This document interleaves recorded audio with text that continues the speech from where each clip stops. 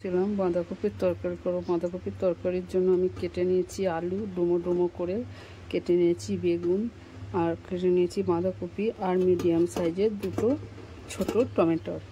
এবার চলো আমি সবজিগুলোকে একে একে সাঁতলে নেব। প্রথমে দেবো আলু।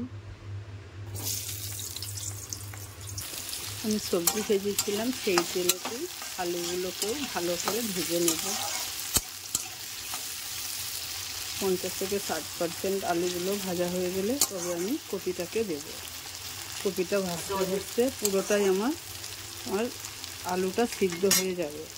চলো আলুগুলো আমার 40 থেকে 50% ভাজা হয়ে গেছে। এবার আমি বেগুনগুলোকে হালকা করে নেড়ে নিয়ে তবে আমি কপিটাকে দেবো। বেগুনটাকে আমি হালকা করে 2 থেকে 4 মিনিটের জন্য নেড়ে নেব, নিয়ে তবে আমি কপিটা দেবো। 2 থেকে 4 মিনিট আমার বেগুনটাও হালকা ভাজা হয়ে গেছে। এবার যেন কপিটা কেটে ধুয়ে রেখেছিলাম সেটাকেও দিয়ে দেবো, দিয়ে হালকা করে নেড়ে দেবো সবের সঙ্গে। এখনই যেন নুন দেবো না, এখনই যেন নুন দেবেন না, তাহলে জল বেরিয়ে প্রচুর হয়ে যাবে। খানিকক্ষণ ভেজে নেওয়ার পর তবে আমি নুন দেবো।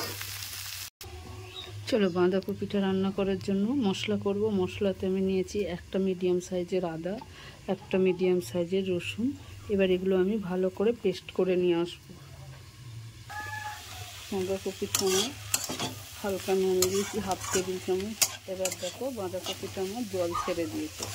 এটাকে আবার আমি 4 থেকে 5 মিনিট ঢাকা দিয়ে কষবো, তাহলে বাঁধাকপিটা এবং আলুটা আমার সিদ্ধ হয়ে যাবে।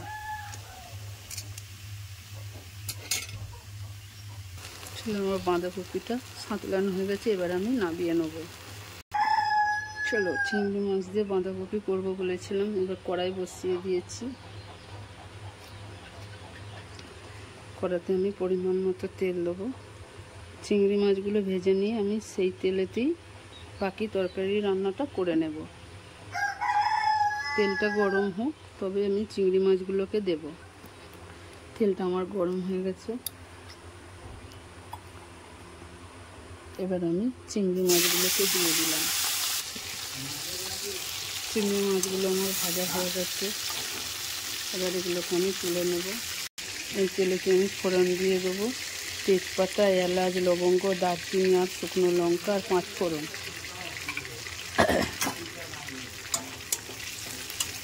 ভেজে নিলাম, নিয়ে আমি একটা মিডিয়াম সাইজের পেঁয়াজ কেটে রেখেছিলাম, সেটাকেও আমি একটু সাথে ভালো করে ভেজে নেব। পেঁয়াজগুলো আমার হালকা ভাজা হয়ে গেছে। একটা মিডিয়াম সাইজের টমেটো কেটে রেখেছিলাম, সেটাও আমি দিয়ে দিলাম একটু ভাজার জন্য। এবার আমি আদা রসুনের পেস্টটা দিয়ে দেবো 3 থেকে 4 টেবিল চামচ। এবার এটাকেও আমি ভালো করে নেড়ে চেড়ে কষে নেব, যতক্ষণ না কাঁচা গন্ধটা যায়। মশলাটা আমার হালকা কষা হয়ে গেছে। এবার আমি দেবো 1 টেবিল চামচ লাল লঙ্কার গুঁড়ো, 1 টেবিল চামচ হলুদ গুঁড়ো, 1 টেবিল চামচ জিরে গুঁড়ো। এটাকেও আমি ভালো করে কষে নেব। মশলাটা আমি কষে নেব। এবার একটু হালকা করে জল দেবো যাতে না আমার মশলাটা ধরে যায়। এবার এটাকে আমি ভালো করে নেড়ে চেড়ে কষতে থাকবো যতক্ষণ না মশলা থেকে আমার তেলটা ছাড়ে। মশলাটা আমার কষা হয়েই এসছে। এবার আমি যে চিংড়ি মাছগুলো ভেজে রেখেছিলাম সেগুলো এর সাথে অ্যাড করে দিলাম। এবার এগুলোকেও একটু আমি মশলার সাথে ভালো করে কষে নেব।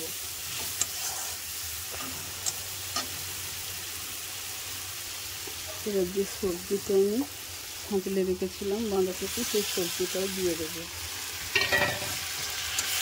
মশলা যেরকম কষা হয়ে গেছে, এবার এটাকে আমি ভালো করে মশলাটাকে মিশিয়ে নিয়ে ঢাকা দিয়ে 4 থেকে 5 মিনিট কষবো, তাহলে আমার রান্না রেডি হয়ে যাবে।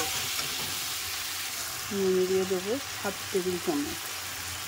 আমার আগে মশলা সবজি কষার সময় নুন দেওয়া ছিল, ওই জন্য আমি পরিমাণ মতো নুন দিলাম। এবার আমি এটাকে 4 থেকে 5 মিনিট ঢাকা দিয়ে কষবো এইভাবে। এবার আমি ঢাকনাটাকে খুলে আমি নেড়ে দেবো। রান্নাটা আমার প্রায় হয়েই এসছে, সবজি থেকে তেল ছেড়ে দিয়েছে। তবু আমি আরও 2 থেকে 3 মিনিটের জন্য মশলাটাকে কষবো। সবজিটাকে হালকা এখনও একটু জল আছে। এবার আমি একটু স্বাদ মতো চিনি দেব। স্বাদ মতো আমি চিনি দেবো একটু। চিনিটা দিয়ে আমি একটু ভালো করে নেড়ে দেবো।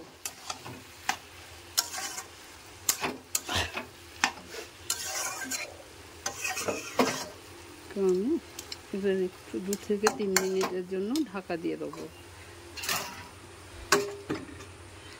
ঢাকা দিয়ে দিয়েছি।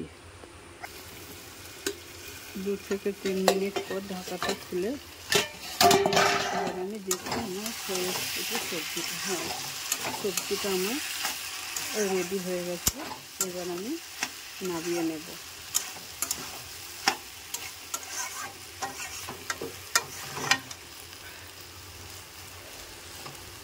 এইভাবে রান্না করে খেয়ে দেখবেন, ভালো লাগে। ভালো লাগলে লাইক করবেন, কমেন্ট করবেন, আর ফেসবুক থেকে দেখলে শেয়ার করবেন, আর বেল আইকনটি টিপে পাশে থাকবেন। দেখা হচ্ছে নেক্সট ভিডিও।